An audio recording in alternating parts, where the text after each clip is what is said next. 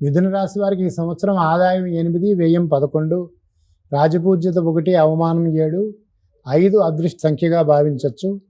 మిథున రాశి వారికి ధన సౌఖ్యం, కుటుంబ వృద్ధి, శరీర ఆరోగ్యము, స్వస్థత కలుగుతుంది. ఎందుచేతనంటే ద్వితీయ స్థానంలో గురుడి యొక్క సంచారం మనస్సౌఖ్యం యశో వృద్ధి సౌభాగ్యంచ ధనాగమ ధర్మవ్యయం మనస్సౌఖ్యం ద్వితీయ స్థానకే గురు అని చెప్పంట మూలంగా మనకి మనస్సౌఖ్యం కలుగుతుంది.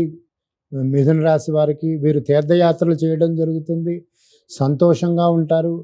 సంవత్సరారంభంలో కుటుంబానికి సంబంధించినటువంటి సౌఖ్యం వస్తుంది, శుభకార్యాలు నిర్వర్తిస్తారు, కీర్తి ప్రతిష్టలు పెరుగుతాయి, ధనం రాబడి బాగుంటుంది. ధర్మబద్ధమైనటువంటి కార్యక్రమాలలో వీరు పాల్గొనడం జరుగుతుంది. అలాగే పరిశోధనలకు విదేశీ మారక ద్రవ్యాన్ని వీరు చేసేటువంటి పరిశోధనల మూలంగా విదేశీ మారక ద్రవ్యం లభిస్తుంది.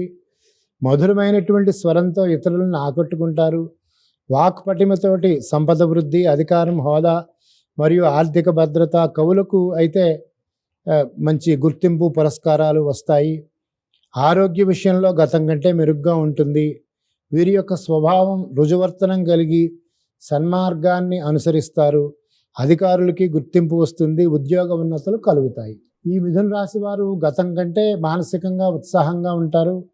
శరీరారోగ్యం బాగుంటుంది. మాట్లాడే ప్రతిదీ అర్థవంతంగా మాట్లాడతారు.